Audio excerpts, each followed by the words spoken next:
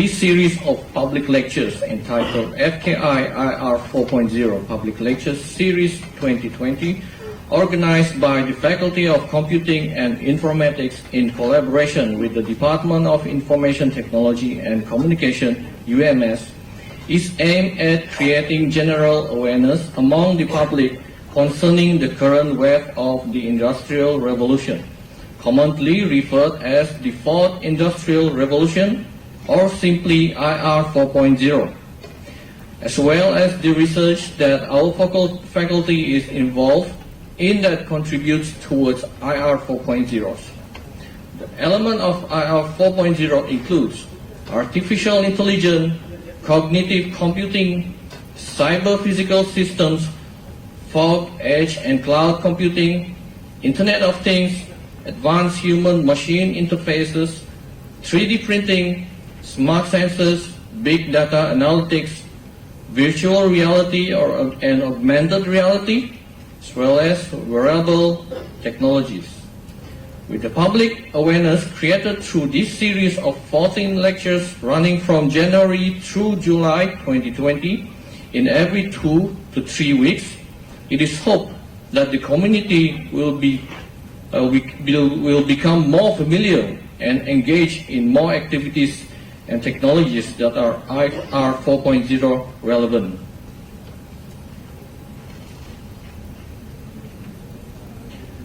Allow me to now briefly introduce our speaker for today. Dr. Rayner is an Associate Professor of Computer Science at the Faculty of Computing and Informatics, University Malaysia Sabah in Malaysia, that focuses on data science and software engineering programs.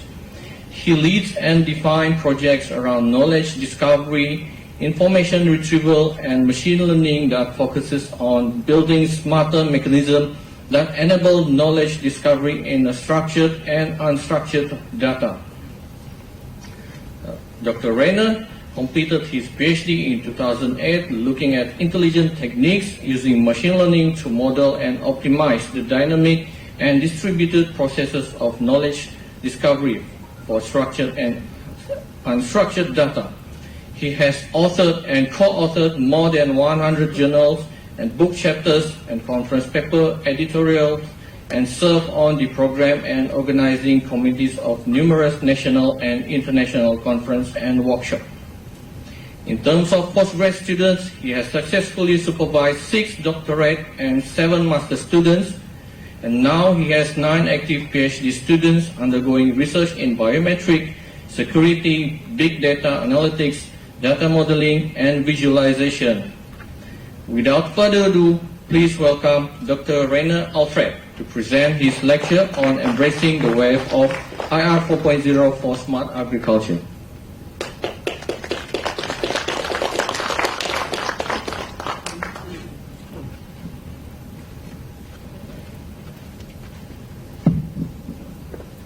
Thank you, Dr. Erwin. Very formal. Okay. Thank you for coming.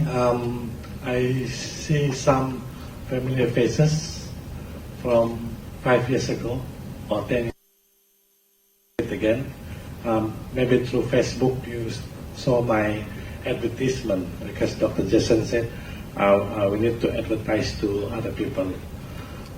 So for today, unfortunately, these 2-3 days I was not well, but tidak suara sudah, but I will try to be close to the microphone lah. Okay. So for this talk, the talk is not too technical, but also not on the surface. But what I will cover is what is the scenario in Malaysia, and then what are the technologies that can be used in order to modernize our agriculture and farming in Malaysia, and also what are the difficulties or obstacles that we need to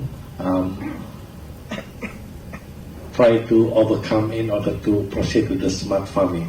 If you look at the idea of smart farming, the federal have many plans especially in the 11 Malaysia plan, and also they also highlighted that they will emphasize more in the 12 Malaysia plan. Okay, so I will start my presentation by defining what is smart farming, because there are so many terms that we have heard. We have precision agriculture, we have smart farming, we have digital farming, and we also have some other things like smart agriculture. So they combine these many terms. So for today, I will look into these three definitions.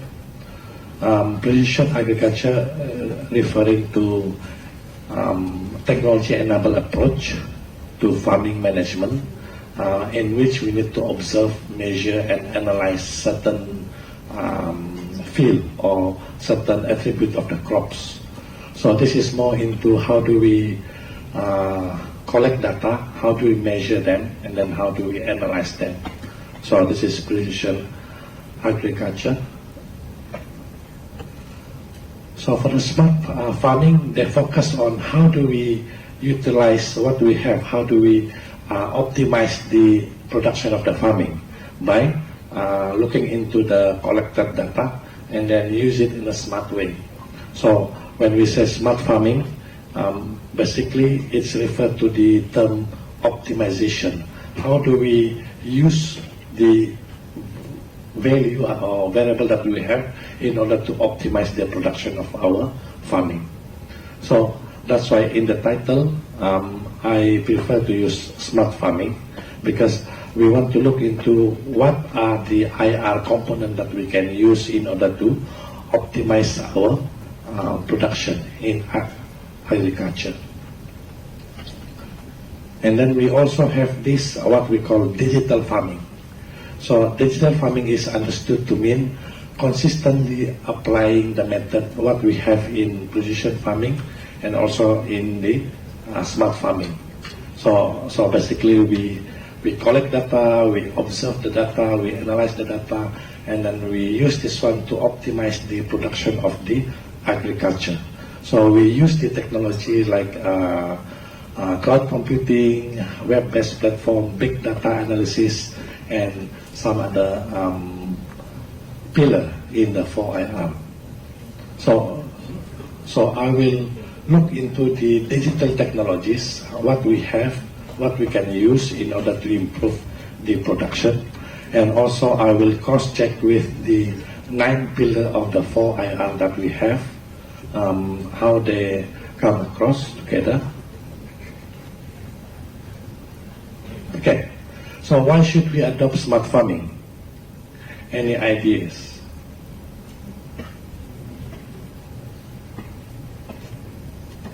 Okay, the first one is low crop yield. Due to the unpredictable weather condition and also some other factor, we are not able to maximize our production due to this unpredictable weather. We also have variation within farm and region, in which we each region or each land will have different characteristic in order for us to plan our agriculture. Contohnya for coconut, where is the best place? And for nanas, where is the best place? Or watermelon. So I'm talking about this product because these are the product that in the next 5 years they will have increasing demand. So based on the finding that we have with the farmer, they are selected agricultural product that will have high demand. Okay. And then the fourth one is lack of ability to manage calamities like the natural event and the disaster, like the loss of harvest, destruction of irrigation system, and other agriculture infrastructure. So we need to manage our product or object in the agriculture domain in order for us to optimize the production. And lastly, produce wastage. we found that in our research that there's a lot of food wastage. We buy fruits, we buy vegetable, we buy fish and so on, but at the end we only eat a bit only. For example, rice. When we go for meeting, when we go for conference, they serve rice, but nobody eat rice no more because they want to maintain their body weight diet. Okay, so more people prefer to eat fruits or veggie, or people don't like to eat chicken; they prefer to eat fish. And this wastage also can be caused by the lack of very efficient supply and demand chain. For example, if you look at the sayur-sayur in Rayner, so most of them are planted and then they are transported into Kota Kinabalu, but due to the transportation system and also the supply chain mechanism slower, so they have wasted about 30% of the product. And also we have pressure on food system by the global trend. By 2050, we have around 9.6 billion population from today. Today we have 7 billion. So in 30 years, we will have increase of 9.6 billion, and it will need around 70% more food. And that's what we produce now. And with the limitation that we have, with the disadvantages that we have, how do we optimize the agriculture production? Okay, with less natural resources. And we have 33% wastage due to poor logistic and storage. So we produce 100%, we consume 67% only, 33% out. Okay? So these are the motivation that we apply in order to, why do we need to go for smart farming or smart agriculture. Okay, we have defined what is smart farming, precision agriculture, and also some of the motivation. Now, when we want to go for smart farming, there are a lot of things that we don't know, or we know, but we don't know how to go about it. So in this knowledge sharing, I will look into more on the main digital technologies that we can use in smart farming. So the first one is crop health monitoring. So this is normally used in order to look into how well is the land that we can use for planting certain type of agriculture product. So for example, like this, we can use these images, what we call, we only look at the near infrared and also the visual images. So if you look at there, we have, depending on the color of your plant, they will look into which area that are ready for plantation and which area are not good. The red one is not good. Okay? So from here we can classify certain area that we can focus on and certain area that we can look into what we can do in order to make that area to be used again. Okay? So they will look at the various wavelength of light.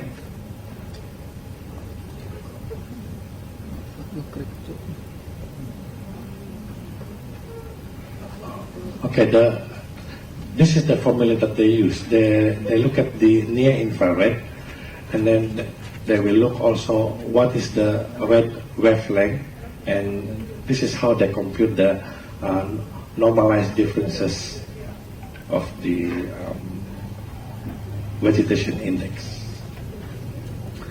we have also several work on deep learning architecture for land cover classification using red and near-infrared satellite,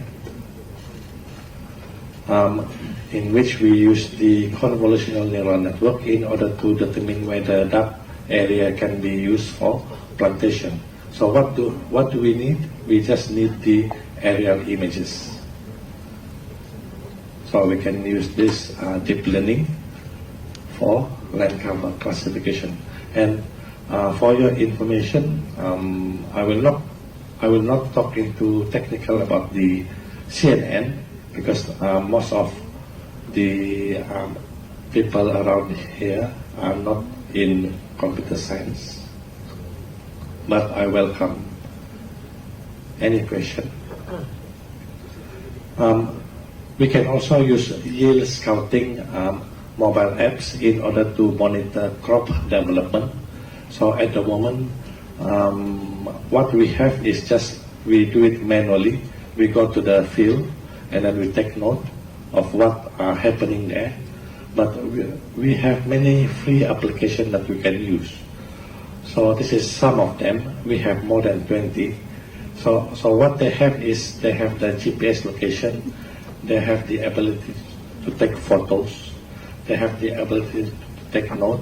So based on this information, they can go back and then try to analyze that area, how they can improve the development of the agriculture on that area. So this is what we call yield scouting. We look into the crop development. Okay, the third one is called yield monitoring and forecasting. So how do we monitor and then how do we forecasting based on the data that we have from satellite image or from the drone. So this is a sample of research that they have done in Durham, in which they will take the satellite image and then they will use the image and then determine how many width trees that they have, and then from there they can monitor and forecast the output of that particular field. Some of the research also use climate-based predictability for oil palm. So they have done in Malaysia. So they will look into the rainfall, the maximum temperature, minimum temperature, relative humidity. So all of these are in, this is numerical values. So they can use any type of modeling in order to predict. So they can use regression or multi-regression or neural network or deep learning. So they have done this in Malaysia, Sabah and Sarawak.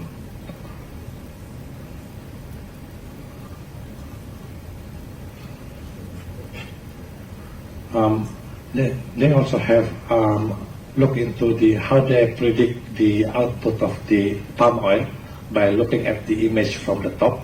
So they will count the number of trees, and also they will look into the for each trees how many fruits that they can bear. So what they do, what we have here.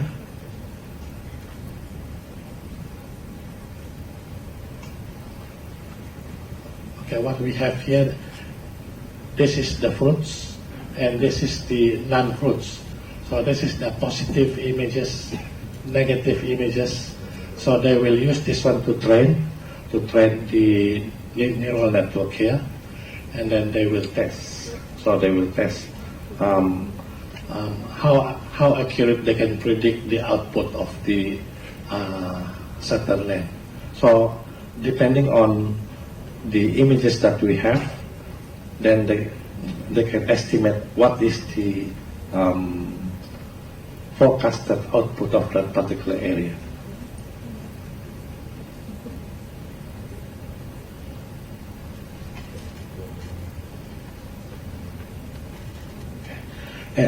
And some other research like this one, crop yield prediction using deep neural network, But this one, they will look into the numerical values. So the input will not be images, but a series of DNA and also a series of values for the weather and also for the soil properties. So we can do also using numerical values of what we have for the palm oil, and then we can predict yield or not yield.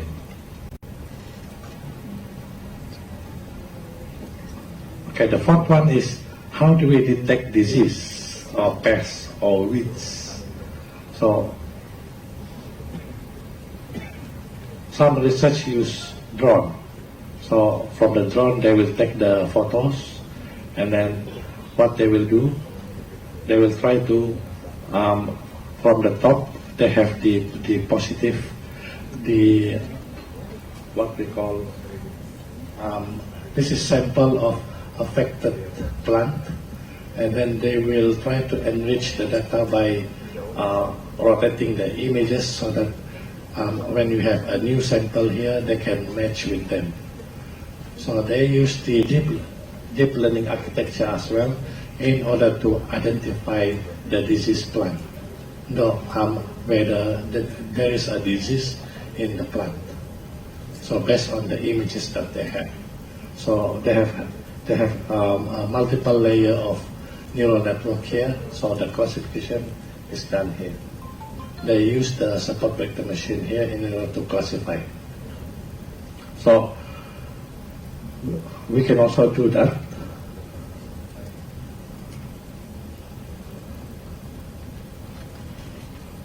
Okay.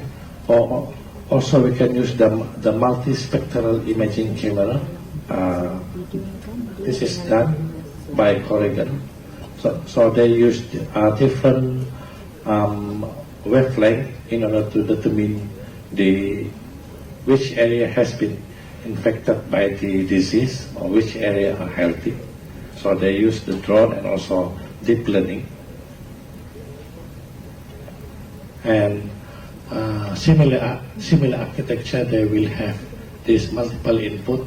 They will feed into the neural network, and then they will extract the features, and all of this will be connected to the classifier.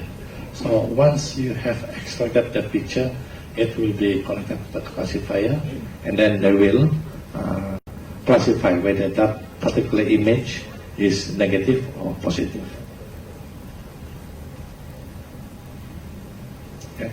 And the fifth one is weather, irrigation and soil quality. So for this one they use sensor. So there are so many sensors outside there, and some cheap, some are not cheap. Last time, 5 years ago, 10 years ago, Mimos has introduced this precision farming, but failed because the sensor was too expensive. Now there are no research done yet. Not many people are looking into this because of the sensor, and also we need to connect the sensor to the cloud, and we have so many obstacles. So this work, soil moisture prediction model based on deep learning. This is they try to model the soil content over time. So by using deep learning based on this paper, they are able to predict the soil, the reading of the soil across the time. So if we are able to capture this information, we will be able to plan our agricultural planning in order to optimize the production of our output. Okay, how do we relate this one with Industry 4.0? So Dr. Erwin has mentioned all of this, and we have big data analytics, we have augmented reality, and we have cloud computing and cybersecurity. So based on all the 5 main digital technologies, we can say that these are the areas that we can apply for each of the main digital technologies. So we have big data analytics, so we have the the cloud computing, artificial intelligence or machine learning, IoT, autonomous robot, and system integration. So this is how we connect to IR 4.0. Okay. So that is the brief about what we can use in order to improve our smart farming in Malaysia. So what about in Malaysia? Agriculture scenario in Malaysia. Poor supply chain. So the first problem is poor supply chain. I remember when I worked in Sampurna, one of the NBOS project on seaweed. The seaweed farmer, they have to sell their seaweed product with low cost because they do not have anybody to sell. Only one company that willing to buy the product. But when you go to kedai-kedai, they sell the product very expensive. Like they're selling 1 ringgit 80 per kg, but when you see in the final product, they're selling like 18 ringgit per kg. This is due to there is no supply and demand chain. Monitoring, we do not know how much needed, and we don't know how many can be supplied. So that is one of the problem. Also in Semenanjung, we have this Malaysia Agro-Food Corporation. They suffer around 447 million last year. Just last year, because of the poor supply chain. And also we have a scenario in Sabah also, where the price of agriculture products being very, very cheap and unreliable. So petani di Ranau itu, they're selling their product very, very cheap because there is no clear demand. Like if this product is highly demand, of course the price will be higher. But they are all selling to the middlemen. So middlemen put that take advantage of low price.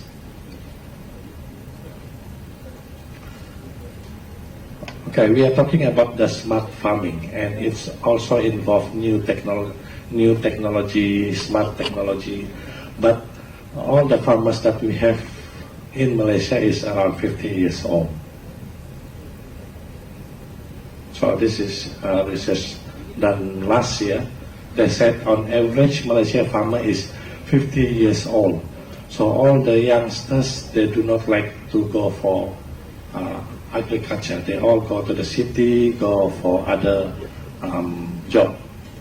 So we need to attract the youth who are tech savvy with employment opportunities in the form of modern and high-tech farm. So this is what when I read about they're going to include this one in the 12 Malaysia plan. And even in the 11 Malaysia plan, they didn't mention about this.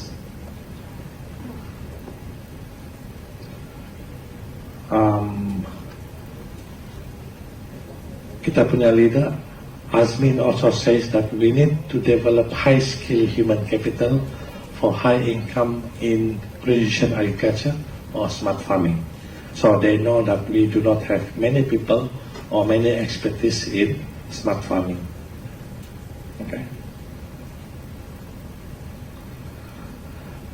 Tundai, as I think people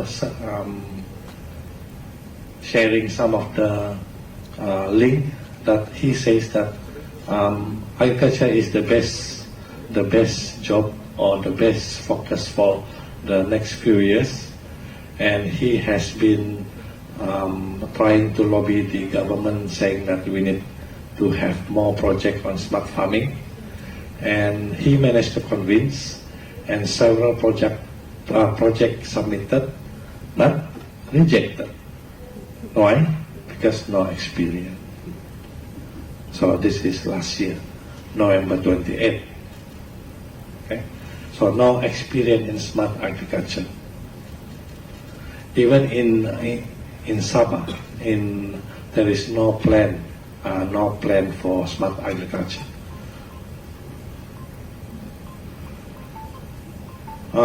For your information, Malaysia currently importing over 51 billion worth of food annually.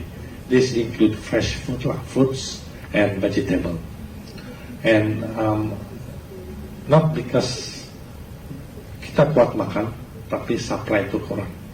So for your information, over 2/3 of the country, 8 million hectares of agricultural land are planted with palm oil, and another 1.2 million planted with rubber. So yang tinggal itu berapa? 1.4 million used for the food crops. Okay, so we do not have enough land to plant the agriculture product in order to fulfill our national requirement. That's why we import so many. Okay. If you look at the trend, the GDP trending for agriculture, so this is what we found in 2016. Agriculture contribute 8.1 to national GDP. 2017 maintain 8.2. 2018 decrease 7.3. 2019 decrease again 6.9. So what is the trend now? It's going down. So that means less production that we can use in order to increase the national GDP. That's why Tun Dain and Dr. Mahathir now emphasizing on agriculture. Okay. And we also look into the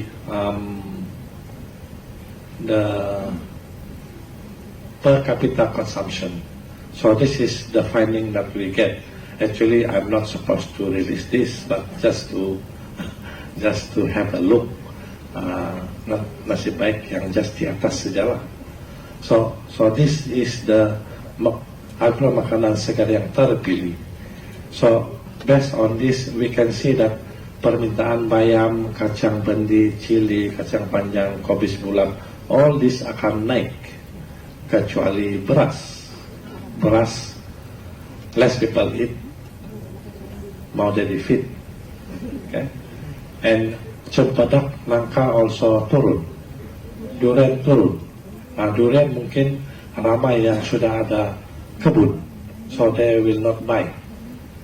Okay? And also we have manggis and nanas, turun juga lah. Okay, so these are the findings that we get from our project with farmer. So we can focus on this product in Sabah. Okay, and this is the sample. One of the graph that we have. This is for the sawi. So permintaan dia akan menaik. Yang blue tu is the PCC. And yang batu is actually the penggunaan ton metric based on population, because Malaysia population will increase. Okay, so based on this finding or based on the technology that we have, what can we propose to the government a way forward for smart farming in Malaysia? Any ideas? Actually, the slide is blank for us to fill it. No, just kidding. Okay, the first one is we need to have an efficient supply chain network. So, for example, in seaweed industry, we need to have a supply chain network from the farmer up to the consumer. So we need to have a clear supply chain path. That's not only in seaweed. We have coconut, we have some other product. So by boosting the efficiency of data sharing, because people know what is the latest price for this product, they know what is the demand, they know what is the supply, so it is easier for them to target their production and also get the requirement fulfilled. We also need to train. We need to train young people and old people. Old people we retrain. All young people we train. Okay? We have to raise the awareness among farmers. What are the benefits of new farming technologies? And we need to attract these young people to go into smart farming. So, Prof Abdullah banyak tanah-tanah dia yang dia sudah tanam lah. So sekarang dia tinggal harvest lagi. So itulah dia sekarang macam goyang-goyang kaki saja. Okay, and also we need to have favorable financial scheme in order for the farmer to upgrade and modernize their farms. And at the moment, what we have, they subsidize all this rubber, fish, but not on the technologies. So we hope that the government will look into how they can help the farmers in order to upgrade and modernize their farms. And also they need to identify the right type of vegetable or fruits.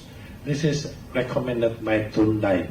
If you read his comment, or you look Dai and then smart farming, they have outlined some of the product or some of the issues that need to be highlighted by the government.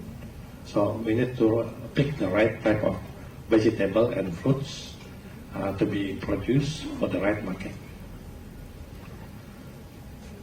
And also, Dr. Mahathir also mentioned that since we do not have enough land, so we need to change how they manage the land management scheme. So for example, like what we have at the moment is 1.4 million tanah yang 1.4 million hectare that can be used for agriculture, comparing to 6.6 million for palm oil and also for the rubber. So this one company called FBG or FGV has already agreed to help the government in order to change some of the palm oil estate to become agriculture land. Okay. So before I end my talk, I would like also to say some of, because I can see some of the outsiders are my friend also. So if you have any question or research or any proposal, we can help you. So this is the unit research that we have in FKI. Basically, we have more than this, but I need to collect another 5 of them. So at the moment, we have the advanced machine intelligence, we have the data technologies and application, we have the intelligent robotics. So for your information, and also we have the language engineering and application. So for the intelligent robotic, we have Dr. Azali here. Yeah. And for data technologies and application, we have Dr. Hanafi. And I'm heading the advanced machine intelligence and language engineering and application development, headed by Dr. Sambri. So you are free to talk to all of us, or at least one of us. Okay. And these are some of the research direction that we have. We also focusing on smart agriculture and food security, and some other area. So if you're interested to collaborate with us, you are most welcome. and these are the people. They, most of them are here. Maybe you don't know them because they have gained weight, or especially me. And with that, thank you for your time.